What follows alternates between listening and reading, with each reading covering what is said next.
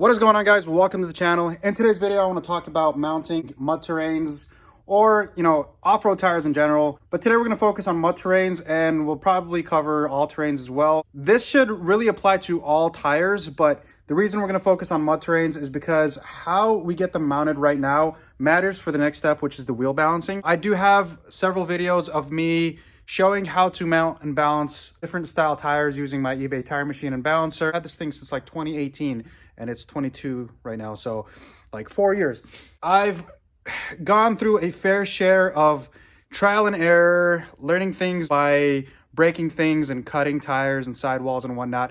And I just wanted to cover a whole bunch of those mistakes and red flags, whether you're about to mount and balance your own tires or you're about to take your beautiful wheels and tires to a tire shop, and you want to make sure that you're looking out for red flags so that they don't ruin your costly investment. I'm going to try to go into detail as much as possible on things to look out for when you're going to either do it yourself or you're about to take it to a so-and-so reputable tire shop. Well, you've done a whole bunch of research and you went ahead and you picked the perfect wheel for your truck. In my case, or truck or car or whatever. In my case, this is going on my 2007 Lexus GX 470. The wheel that we're going with is a Falcon T9 Atlas, and it's a 17x9, negative 25 millimeter offset. This is the 17-inch diameter of the wheel, and it is 9 inches wide.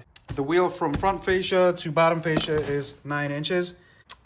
This is your center bore. Make sure that corresponds or works with your setup. And then our lug pattern is 6x139.7. So you always want to make sure that you get the right wheel for your truck before you get these mounted and balanced. Once you mount a tire on this wheel, you've voided the return policy for a lot of wheel manufacturers as well as tire manufacturers. I went ahead and opened up this box. This was well packaged. It had a whole bunch of protection on the outside. Voila. All right. Look at that beautiful wheel right there. All right, guys, so let's talk tires. So these are the Americas Rugged MT tires. MT stands for mud terrain. Those are Thunder MTs on my Ram 1500. They're literally the same tire, just rebranded.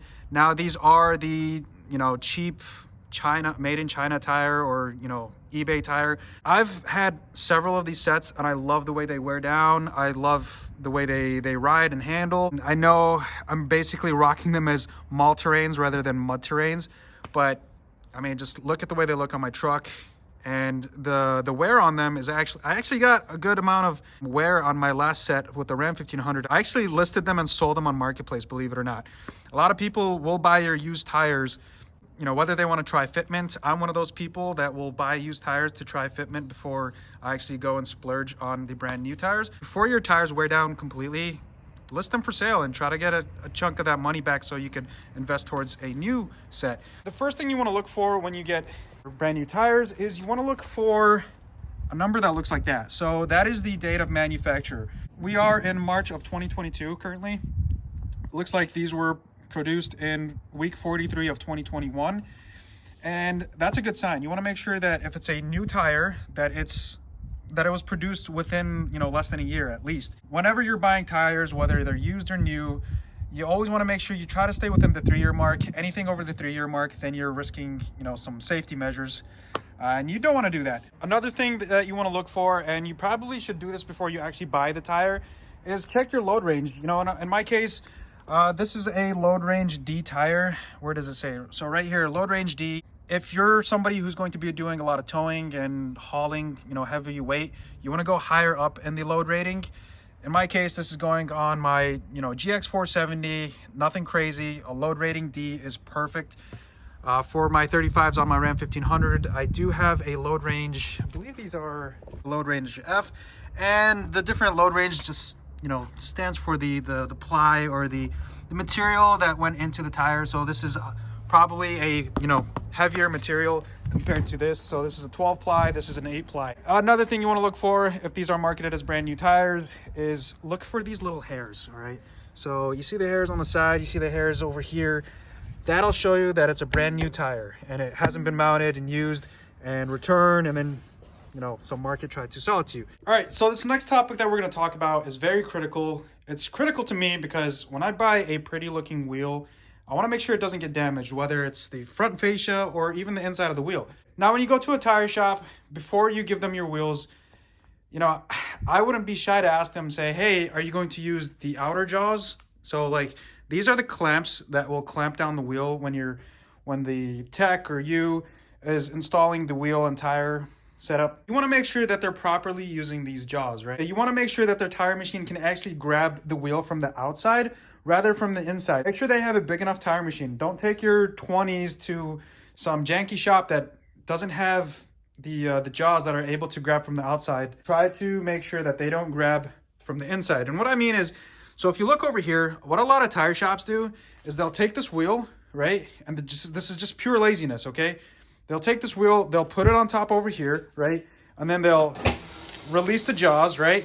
And then the jaws will clamp up on the on the inside of the rim right here, right? And what it'll do is it'll put indents. It'll literally scratch up the paint. And I've had friends come over here with really nice wheels, and the inside of their rim is just all scuffed up and damaged because they decided to cheap out when going to a tire shop, and the tire shop used these outer jaws rather than the inside. So like if you look on the inside, these are, protected with like this plastic, and this won't damage your wheel compared to these right here. This is how you want the tire shop mounting your wheels and tires. You want to make sure they're using the outside of the jaws like that, so that they're not scratching the inside of your wheels. All right, guys, so the next topic I want to cover is whether your wheels and tires need TPMS or if they just require a regular tire valve, something like this. If your setup requires a regular tire valve, I know a lot of like Fords and European cars, they measure their tire pressure via, I believe, via wheel spin, and it takes calculations of the diameter and whatnot and wheel spin, and it reads out your tire pressure. With a lot of other manufacturers, they require a tire pressure monitoring system, which looks like this, and it goes on the inside. So if your setup or if your car requires TPMS, make sure that you're prepared before you go to the tire shop, because if you go to a tire shop with your wheels and tires, now I get this all the time where I have people coming to me and saying, hey, I just want you to mount and balance these wheels and tires for me. They'll come to me without these valves. These valves are fairly cheap, so I don't mind I don't mind giving these away for free. I'll charge them a small fee if I need to. If their car needs TPMS, a lot of times they'll bring their wheels and tires to me and don't even, factor in the fact that they need TPMS. And what will happen is I either have to charge them extra to get their TPMS out of their car, or we have to wait a couple days for them to purchase the right TPMS, and then you have to go through programming and whatnot. Make sure if you're going to take your wheels and tires to a shop, before you do it, make sure if you need your TPMS sensors, have them prepared beforehand, or be prepared to pay a little extra to get them off your current wheels and tires on your stock wheels. If you have something like this, the way they install it is they have a special tool they'll do this, and then they have a special tool that threads onto here, and then they'll pull it up and it basically pops into place. In my case, I'm not going to use this. My GX470 has TPMS. How it works for this one is this is the TPMS sensor. Goes in like yay, right? And then there's usually either a ring, but in my case, it already has some like a valve or a ring on the nut part of it. So I'm gonna go ahead and secure this.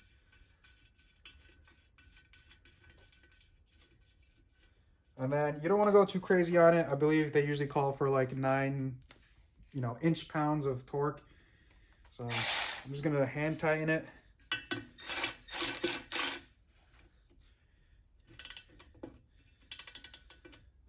Nothing crazy.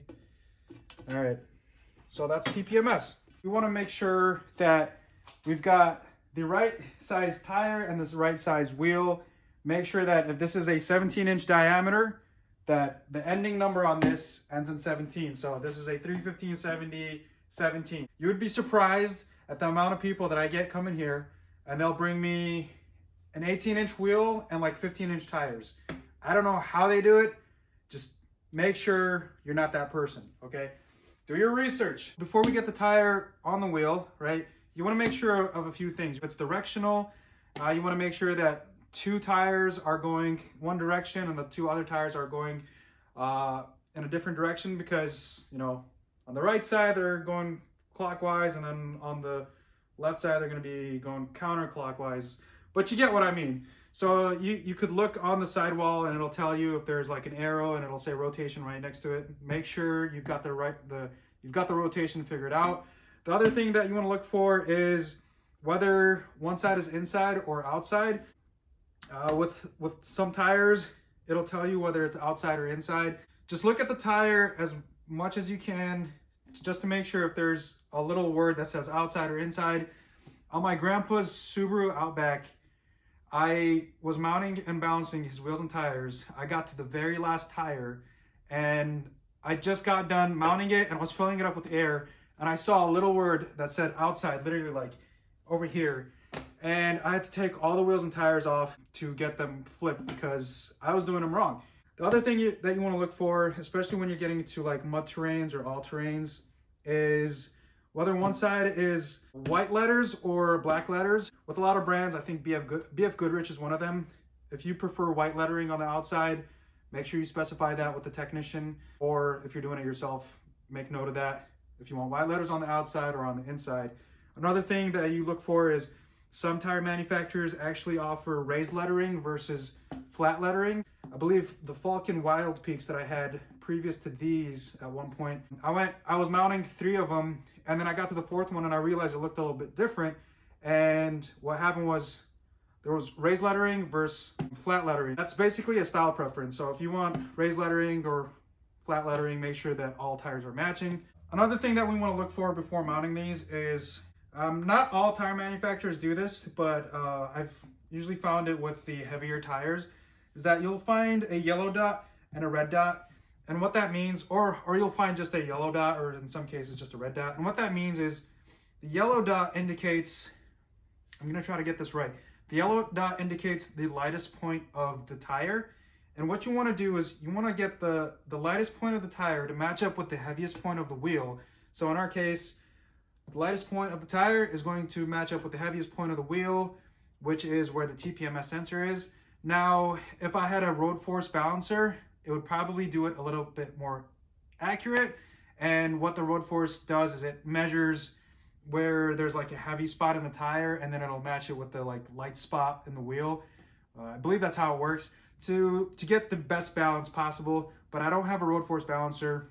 If your tire has a yellow dot, make sure that the tire technician or you're matching the yellow dot with the TPMS sensor. The red dot, if you only have a red dot, what I would do is I would have the red dot on the opposite side of the red dot basically means the heaviest point of the tire, I believe. So the heaviest point will go opposite of the TPMS sensor. Now, if I'm saying anything wrong, you know, I'm by no means a professional, so go ahead and correct me in the comments. This is just pure information that I've learned from trial and error and just from doing a whole bunch of research. Before we mount the tire, we want to go ahead and add some lubricant to the inside of the rim over here and the inside of the rim over there. You could use something like this. Now, I can insert links in the description down below to, you know, helpful tools that I have for my tire machine and balancer. This is a tire lubricant. This stuff works great. I love this stuff. Or you can literally get yourself something like this. It's like $6 at Home Depot. You just fill it up with dish soap and water, and it acts as a great lubricant. So just spray it generously.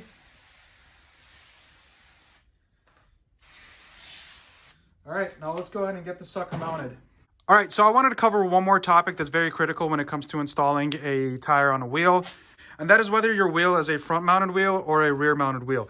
This is a front-mount wheel, and what that means is we've got obviously the front of the wheel facing us, and we're going to install the tire from the front, right? And the reason this is a front-mounted wheel is because if you look over here, if you see this groove right here, how it goes from, you know, larger diameter to smaller diameter, the purpose of this is to give yourself slack. So when we go to install the tire, what's going to happen is as the tire gets tighter and tighter on that side, you want to be able to give yourself slack. So what you'll do is as it gets tighter and tighter, you're actually going to go in, you're going to pry it down. You're going to pry the tire down over here so that you're giving yourself some slack on that side to be able to get the tire mounted. If this was a rear mounted wheel, how we'll have this is this will actually be down here, right? And we would basically have to flip this wheel where the fascia would be facing down, and then that's a rear mounted wheel. If you're actually taking a tire off and you don't know whether it's rear mounted or not, a good indicator is just when you go to break the bead on the tire, just make sure, you know, look for where that groove is, right? And sometimes you could tell just by looking at the inside of the wheel. So like if you see right here, you go down and you can see kind of where the groove is, and then all the way down there is just flat. So obviously it's a front mounted wheel. I don't have any rear mounted wheels to show you guys. It's funny because like the set that I actually sold that was rear mounted, I took it to like 2 different tire shops and we could not get the freaking tire mounted. And then I had a buddy come over and he was like, well, you guys are idiots. It's a rear mounted wheel. All we did was flip the wheel and we were able to get the tires on fairly quickly. Yeah, the 2 tire shops, that's kind of embarrassing on you guys. We're gonna go ahead and install this tire with respect to the fact that we have a TPMS sensor, right? Whenever we're installing a tire, we want to make sure that there's never a tight spot on the TPMS sensor. What happens is if there's a tight spot on the TPMS sensor where the tire comes in and it hugs that TPMS sensor, we're going to break this TPMS sensor. I've learned this the hard way, right? So you always want to make sure that when we're installing a tire, the TPMS sensor is going in last, right? Or the tire is going on the wheel where the TPMS sensor area is last, right? So usually how we do that is we keep the TPMS sensor. So if we're looking at the clock, what is this? Your 9 o'clock area, 6, 9. Yep. So either between your 6 and 9. So this is generally a safe area. All right. So we're going to go ahead and get the tire on here, right? Oh. Okay. We're going to get our duckbill right up against the wheel, lock it in. Okay. All right. And then what I'm going to do is I'm going to hold this in place, and getting the first sidewall in is cake compared to getting this sidewall in. So we're basically going to spin this, let the duckbill do its job, pushing the tire, you know, over the fascia, and it'll just fall into place. And then notice how the TPMS sensor is the last one. There we go. There was no pressure. All right. So now I'm going to get the TPMS sensor back in our 6 to 9 p.m. area. All right. And what I want to do is I want to make sure that I keep that TPMS sensor within our 6 to 9 area and make sure that we keep the yellow dot in line with the TPMS sensor, right? Now the lubricant did dry up a little bit on me, so I'm just going to add a little bit more. And that's what I love about this dish soap water solution, is that it's not messy. All right, so how we're gonna do this, you can either do this without a crowbar or with a crowbar. And what we're gonna do is, as we spin this, it's going to get tighter and tighter in this area, especially once you'll see it get tight right here in this area. And what we wanna do is we wanna try to push this down as much as possible to push it into that bottom groove. Remember that groove that I was talking about? And that'll give us slack to be able to have a little more slack on this side to be able to get the tire mounted, right? So let's go ahead and spin this. And while we're spinning, I'm going to try to keep this tire underneath this part of the duckbill.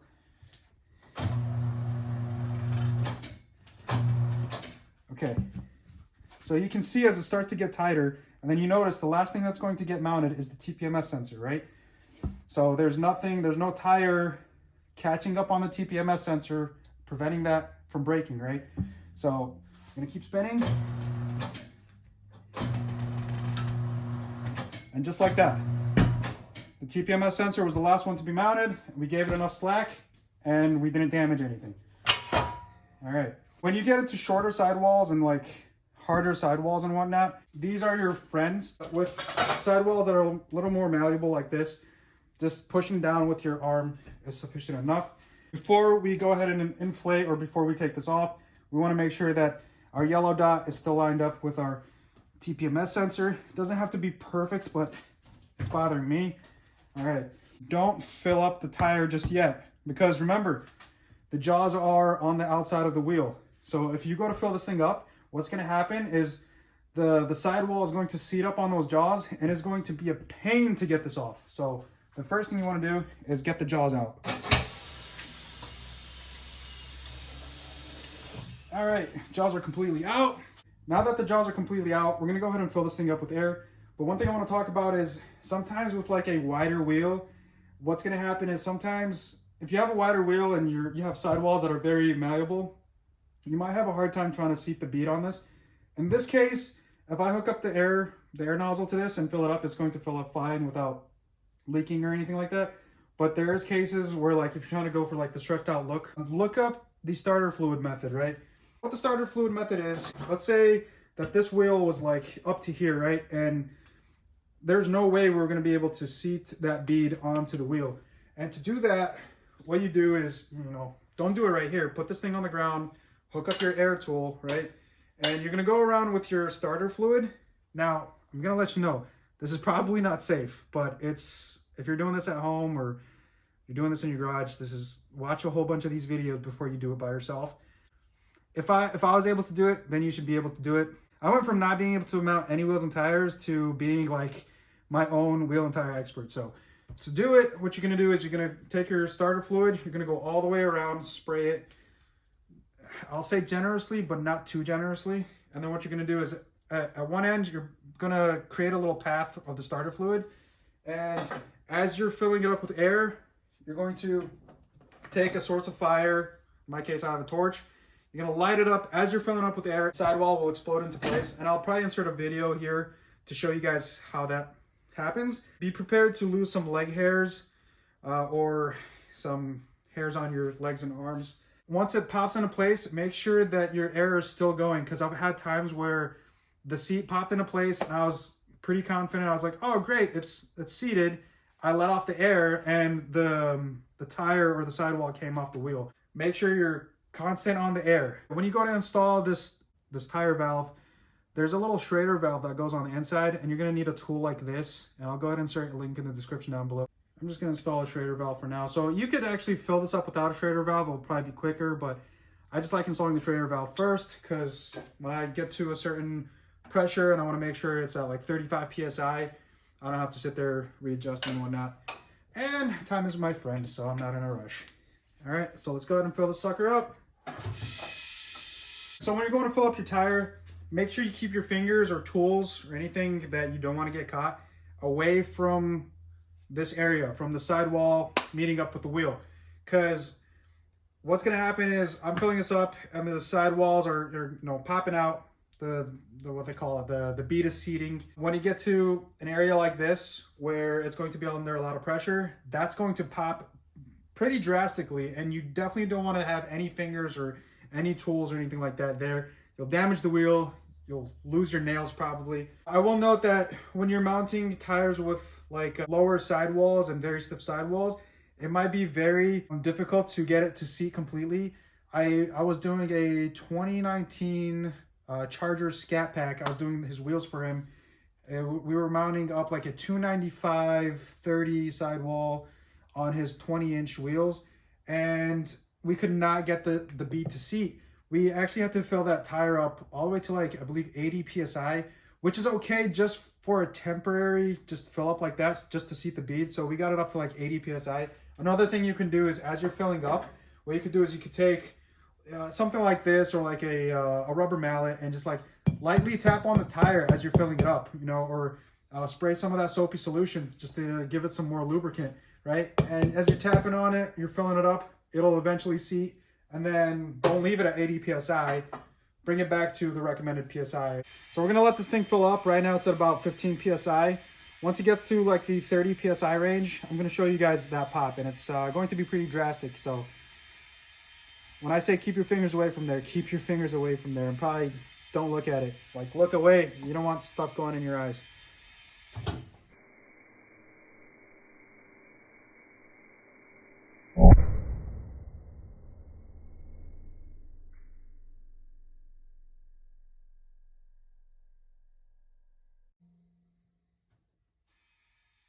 See what I mean? All right, so I'm gonna fill these up to 35 psi. That's like our sweet spot as far as tire wear. Grab a cap for this. All right, just give it a quick wipe.